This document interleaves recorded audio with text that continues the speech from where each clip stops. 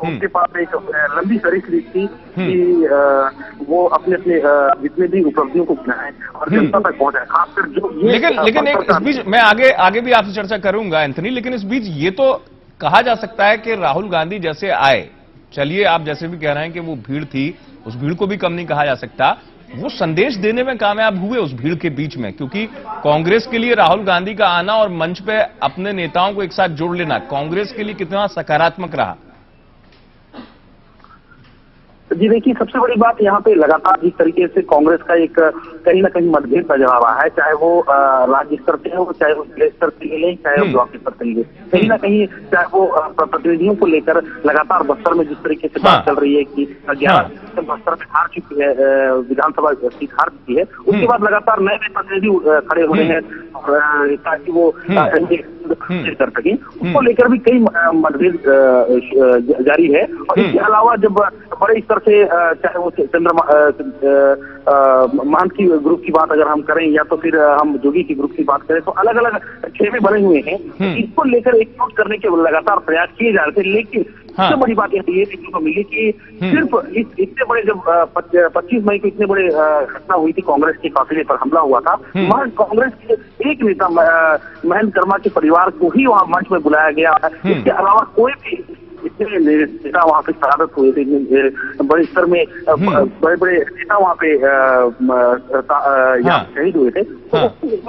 लेकिन एक ललकार आपको लगा, एक ललकार लगा कि राहुल गांधी ने बड़ी ऊर्जा से एक ललकार अपनी तरफ से देने की कोशिश की, ललकार भरने की कोशिश की, हुंकार भरने की कोशिश की राहुल गांधी ने? जी, हालांकि अगर हम बात करें उन 15 मिनट में जो उन्होंने भाषण दिया, उसमें उन्होंने निश्चित रूप से कहा कि जो तमाम शहादत जो हुई हैं उनको हम बेकार नहीं जाने देंगे और छत्तीसगढ़ में एक परिवर्तन लाएंगे। और जिस तरीके से उन्होंने बात कही, तो उनके कार्यकर्ताओं में निश्चित तौर पर एक ऊर्जा बढ़ी और एक परिवर्तन होने की संभावना यहाँ पे व्यक्त की जा सकती है। लेकिन ये भी कहना बहुत इस बीच में अंधेरे के बीच में एक रोशनी बन के आप जो कह रहे हैं कि भले वो रोशनी कितनी व्यापक ना हो, लेकिन एक रोशनी थोड़ी बहुत दिखाई दी। मैं आपके पास आऊंगा, सुनील राउत भी मेरे साथ न्यूज रूम से जुड़े हुए हैं, मेरे सहयोगी, उनके पास भी जाऊंगा। सुनील, आपके पास आऊंगा, लेकिन इस बीच में जरा इस दृष्टिकोण को समझू जो आरंभिक तौर पर चर्चा कर रहा हूं। रायपुर से प्रज्ञान भट्टाचार्य जी हैं, संपादक खबर भारती मेरे साथ। प्रज्ञान जी, मेरा सवाल ये, राहुल गांधी का ये दौरा कोई एक आम रूटीन दौरा नहीं था। इस दौरे के मायने इसलिए बड़े हो जाते हैं कि कांग्रेस जिस स्थिति में छत्तीसगढ़ में है और जिस इलाके में यह दौरा था कांग्रेस का गढ़ रहा है, ऐसे में क्या वास्तव में राहुल गांधी का यह संदेश बड़ा हो पाएगा जब कांग्रेस के नेताओं को एकजुट दिखाने की प्राथमिकता पहले हो, जनता के बीच में पुराने विश्वास को जगाने की प्राथमिकता हो, ऐसी स्थिति में? देखिए अमित, अगर छत्तीसगढ़ की हालात देखें हम, कांग्रेस 25 मई के हमले के बाद हिली हुई है। शीर्ष नेतृत्व की कमी है और अजीत जोगी जो कांग्रेस में कुछ कर सकते हैं, उनको कांग्रेस में ना हाईकमान से सपोर्ट है, न ही उनके विरोधियों का सपोर्ट है। और जहां तक आज की रैली का सवाल है, ये सभी जानते हैं कि राहुल गांधी से बड़ा नेता कांग्रेस में कोई है नहीं। वो कांग्रेस के युवराज है। लेकिन अगर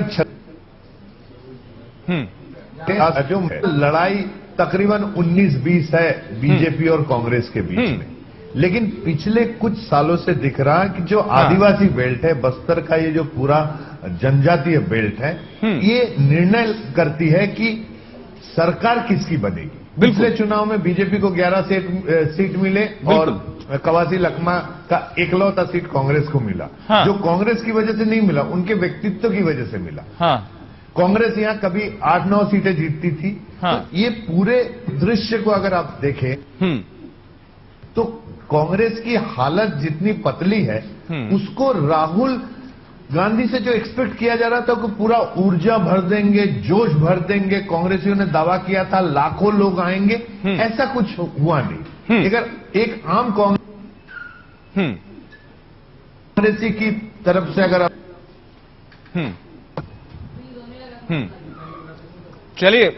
चलिए मैं आपके पास लौटूंगा प्रज्ञान जी, जरा मैं कांग्रेस की जल्दी से प्रतिक्रिया ले लूं। के मिश्रा जी हैं मेरे साथ, वरिष्ठ नेता कांग्रेस के। के मिश्रा जी, राहुल गांधी पार्टी के लिए रोशनी भी है, ये बात भी आप जानते हैं। राहुल गांधी पार्टी के लिए तारणहार है, ये बात भी आप जानते हैं, मानते